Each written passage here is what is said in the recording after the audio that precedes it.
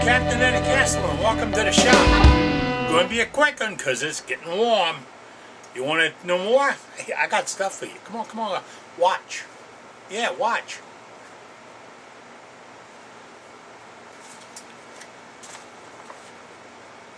I got a list. I always have a list. But I get a list. People call me all the time, and I welcome that. If you had a problem or question, need assistance, you want to brag, you can call me at this number right here. Yeah, that's my cell number. Look, right here with me all the time. Now, if it goes to voicemail, it's because somebody else has called me at the time. But it will call you back as long as you don't start the conversation with, can I tell you a deal about your school tuition or your car warranty, or what? If you don't start with that, I'm okay. I'm going to call you back. But if you got all that other crap going on, nah, ain't going to happen. And oh yeah, we only go positive. That was negative. Oh wow. Got to tell you. Hey, I'm getting ready. I'm getting packed up and getting some things together. I came out and played with some stuff the other day. Emotionally, it's this. I'm all right. It's getting better. And all it has to do with the healing process. New drugs make me remember things. Sometimes it's things you don't want to remember. Sometimes you experience things in life that you'd rather not.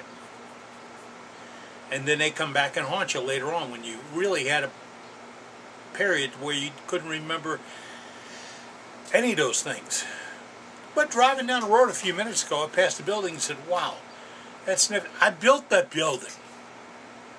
I put that up. I know all about it. I know the bathroom's not in code.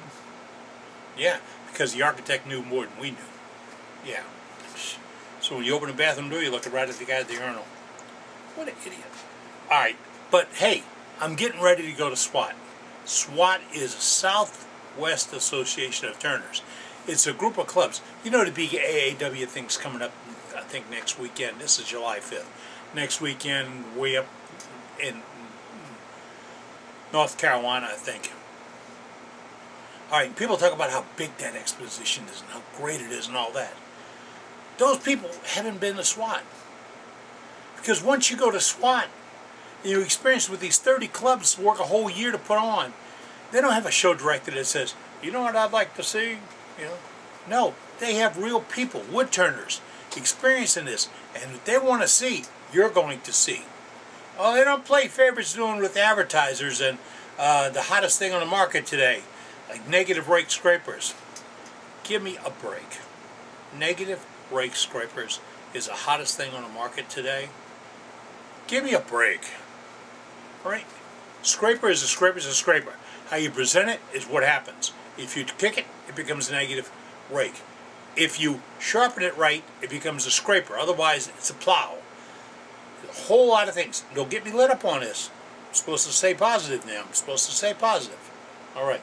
But that's coming up August 22nd through 25th in Waco, Texas. It's a beautiful place. They bring in extra heat for the middle of the summer. They really do. I don't think I've been over 105 there, but it's gotten close. But it's dry heat. That's what those folks say, because I live in humidity central down in New Orleans. You want more details of what's happening at SWAT? Who is doing the demonstrations? Who's on the sales floor? All your friends are there. Who's showing what? Who's bragging? Who's lying? You get to see the stuff on the gallery right there. You'll know who the good guys are and who the, are. Right there. It's all SWAT. You want more details? SWATturners.org. You see this address right here? You have to go to this address, .org now, and you'll find it all. And you can register, and they'll hook you up a couple of hotels and all that stuff. I came out to the shop to play around with a detail tool. I'm taking my self-powered sander, and you know I turned around, it was here a minute ago, and I took a bushing, or a mandrel, a burr, and it works in it really nice. And then I did a pen, and I did that on the outside of the pen. Now management says it's a little bit awkward. Woodturner says it's freaking gorgeous. And you don't have to have it where your hand is, you need it at the top for the art piece, right at the cap where it shows. So I'm going to play with that a little bit and come up with it. Another thing is, and I had this a while back, I thought I showed you, but I couldn't explain it. This. What is it? Come on, play around, think about it. Go outside and look in the garden. Yes, it's a garden shovel. Or is it a garden shovel? What's the difference between this garden shovel and those 19 other garden shovels I have hanging on the wall that I call wood turning gouges? Oh, this is white. That's what it is. Oh, it's got a point, it's got a ledge, and it's got a depression, and wow, it looks more and more like a gouge. This might help me explain to you how that gouge works, because a while back I told you that if you go in straight vertical like this, you know, vertical, this pink vertical, I'm not getting the level out, you got to trust me, and then you twist it a little bit, you go in with a slight cut, and then you initiate a cut. Well, I had a guy come by the other day, he's a real nice guy, he brought this back. I didn't know he borrowed it. I thought I lost my mind, but he brought this back to me. Because he brought it home and showed his wife, and they stuck it in the garden, and, you know, things happen. But he wanted me to explain more how it cuts. So I took out my Tree brand pocket knife. Tree brand, T-R-E-E, brand pocket knife. Now, I bought this in the summer of 1962 at Claiborne Hardware on North Claiborne Avenue before they built the interstate right through the middle of the heart of town. Yeah, Armstrong, not Claiborne Avenue, Armstrong Hardware, yeah. And they only had a few tree knives left. And that was the thing to have that day. It was the kind of knife. So I took out my old tree knife, and we were spending something late, and I put the knife up, and I put it straight in. Straight, trust me, straight in. And I left the mark. I said, now, if I want to remove wood, I have to change the straight in to something else. Right? So I kicked it over to the side a little bit, and that mark went to a groove. Then I kicked it over a little more, and that groove went to the outside of a bead. Kicked a little bit more, and then I went to the inside and did a cove. All with one edge. I'm telling you this, why? Because I'd like you to get out in your shop and play around with your tools. Play around them. And I'm going to get this gouge, and I'm going to get my other gouges, and I'm going to show you how they cut and when they don't cut. And then I'm going to show you when they plow and they don't plow. Really. We sell a lot of carbide cutters here at Big Eye Productions. A whole lot. Basis for our business, really. But I'm going to tell you that if you plowing wood away, you're not doing wood turning. And you sure the hell ain't doing wood slicing. So, it's just a suggestion. Sort of like speed limits of suggestions. We're going down the highway, wife is doing 40 miles an hour, it's a 35, and I say, honey, why are you going so fast? And she says, I'm only going 40. Yeah, but the people that designed this road and planned all this stuff said 35 is where we should be. If those people had all their dreams come true, whoa, So hey, when I see people dipping through this to get the traffic, I'm going to meet them at the next stoplight. What did they gain? So hey, don't go this on your wood turning. Don't do that. Think about the good, the bad, the ugly, the dangerous, and the final product. Think about those 5 things. Because when you get good, alright, I want to cut this. The bad, the ugly, I plowed it out. The dangerous is when I got hurt. And the final result, it may not be worth the investment. So count to 5 when you start the lathe and think about that. Oh, and somebody the other day got on me because my tools aren't made in the USA. My tools are made in the USA. My tools are made 68 miles north of me. 68? No, I'm sorry, it's 88 miles north of me. And I'm in New Orleans. You get your compass out and do it, okay? This makes my tools. Cutters? Cutters are made by a manufacturer who does carbide cutters. Where and who? That really couldn't be that important, could it? You know, and we haven't had a price increase from over 3 years. We just had to go up a buck recently. But our tools are USA made. I'm damn proud to be a veteran. Look at this. Look. I'm the guy that broke the Air Force. Well, I didn't break it. I just damaged it a little bit. But hey, our veterans are out there. Yesterday was July 4th. I was so proud of the neighborhood. There's flags everywhere. And I'm thinking, July 4th, good move. Then I thought a few minutes later, why only on July 4th? Mine's been up for years. Hey Ron, is yours up? Yeah, I thought so. Jeff, yours is up? Yeah, I could go down a whole list of guys that I know are true Americans, and their flag is flying today. And it flies every day. So fly a flag. I don't care how big it is. It's a flag. It's a symbol of our country, our freedom, our rights, our passage. So, oh, and I'm going to show you some photographs. Yeah, I'm going to take a little break from here. I'm going to show you photographs that came in during the month of June 2018. I didn't get as many photographs in June as I normally get. I normally get 30, 40, 50 pictures, and I can go through and get some nice ones out of it. Didn't get that, but I got some really good turners, and a couple of not so good turners, and some good beginners, and some real inventive guys. There's more than wood turning in this photo thing. You want to see the pictures? I don't know what bell is. Bing! Here they are. We're going to start with two pieces by Joe Park. This is a nice natural edge bowl. He left it a little bit thick. It's going to move a little bit. Great looking work, Joe. But then he refined it a little bit and he came up with this piece. I don't know what the material is going to be, but it did come out really nice. It's got great color, great texture, and the finish he's got on it lets the grain kind of pop out and show you. Then we go to Wade Cheskoski. Wade did his hand-powered sander. Now this is what I'm saying, you can put a little Dremel burr in there, sort of, I have to show you that, and make a detail tool out of it. Then Russell Gates got busy. Now this is a set of wrenches, right, but they're tenon cutters, T-E-N-O-N cutters, and they're made for sizing tenons for finials and such. I have to show you how that works out. But then he queued up a candlestick. He was going to make something. Russell Gates at it again.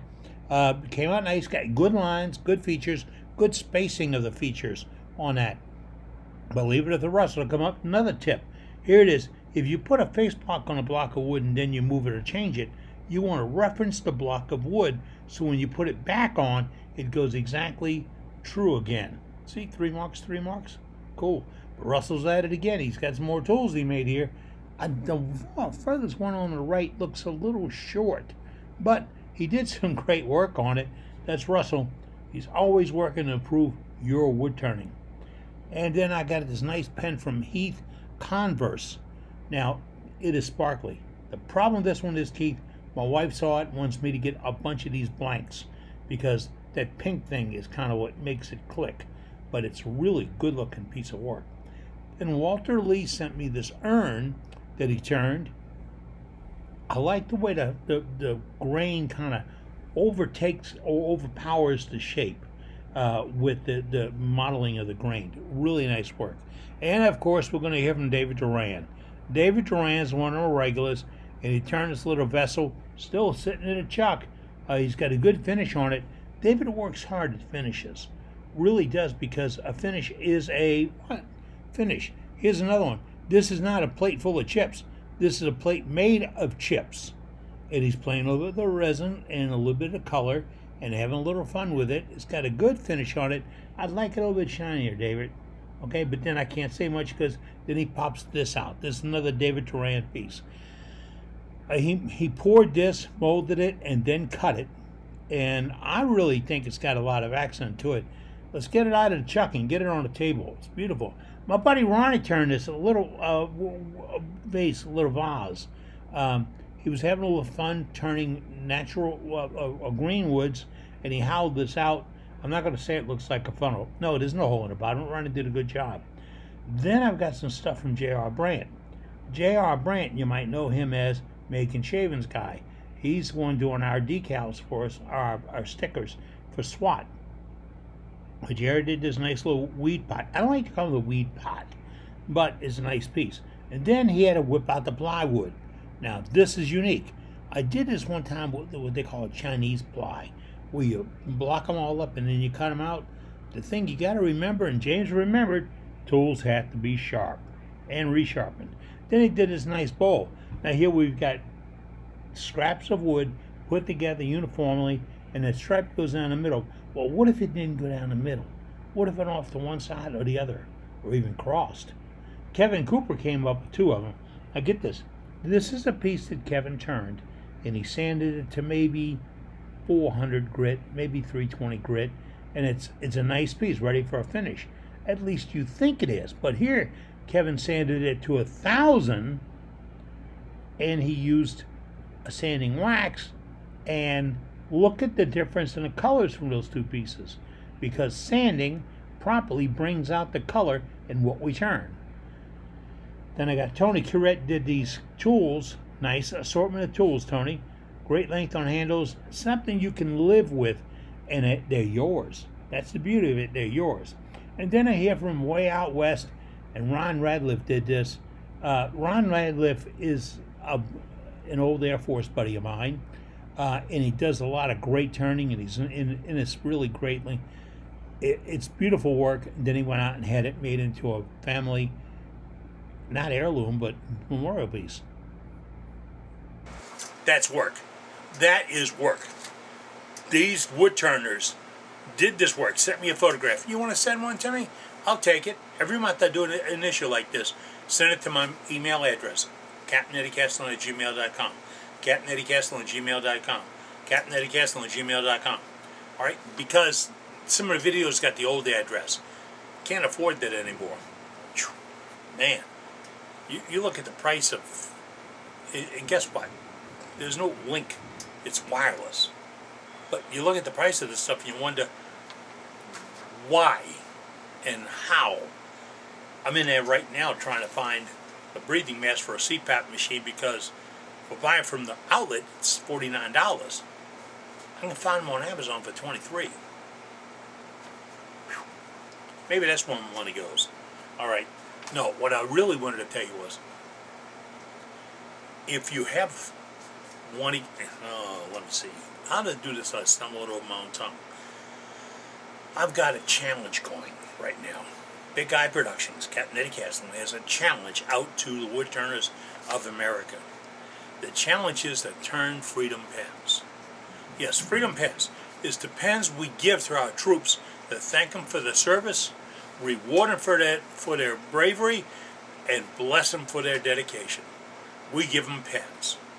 I'd like to say we could wrap them in $100 bills, but that won't work out. You can't wrap them that way. It's a treasury thing. All right, but we do collect the pens for Freedom Pens, and we do send them to the troops. If you want to be part of it, you got to play by the rules. The rules are, I'm not sure if it's up in that corner. We're up in that corner. Wow, thunder outside. It's going to rain. But there it is. The one that says Pen Challenge. Click on that. It'll tell you all the rules. Then you come back to this if you'd like to.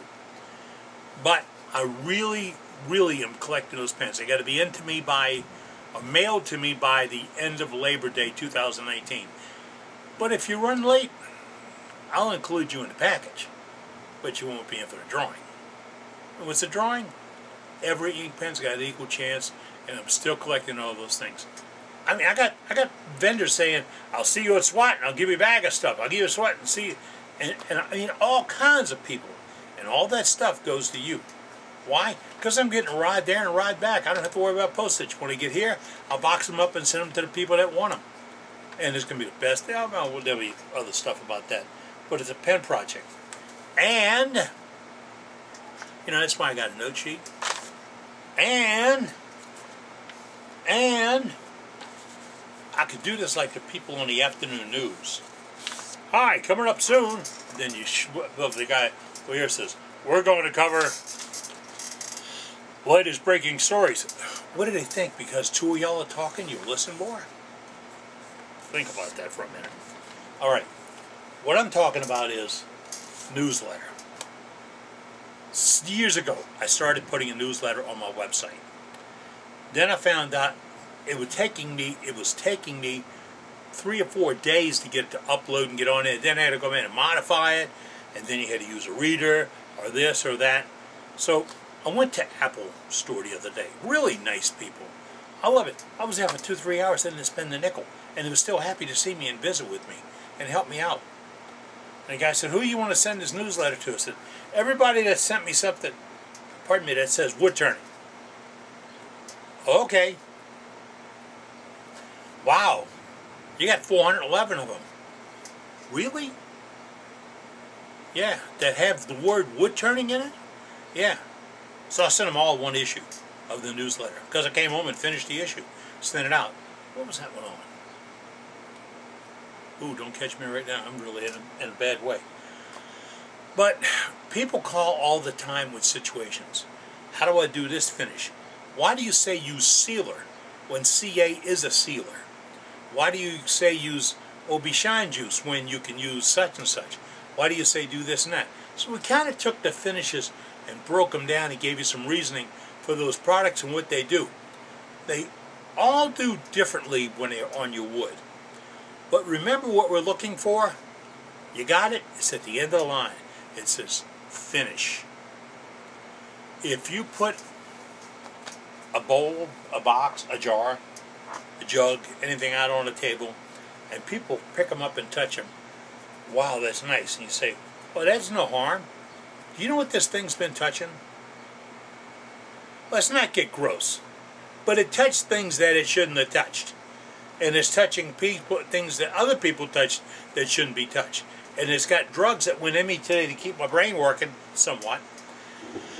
And those are coming out my fingertip, my pores. So all that crap is coming out and getting onto your work. It all comes out from the hands. Why do you think you wear those white gloves when you go? I worked at the World War II Museum. If we touched an item that was on display, we'd have white gloves on. Yeah, I thought at first that's kind of silly. I said, can we wear rubber gloves? No. Why? That'll transmit stuff or let it move from one to the other. We wear white gloves, pure cotton, all this, because we're not going to put any contaminants on it. That very day I realized the contaminant word. So I don't care what you're finishing with, remember your finish is going to be contaminant free. So I wrote an article on this. And I built up this newsletter around this one article. I did another one just the other day. Really, I thought he'd come to me, but it ain't. But I have a third or fourth one on a machine right now, and it's at a club meeting the other day. A guy said he was sitting over there from me, in the back row. He said, "Hey, if you can hold it, you can turn it." I just started smiling.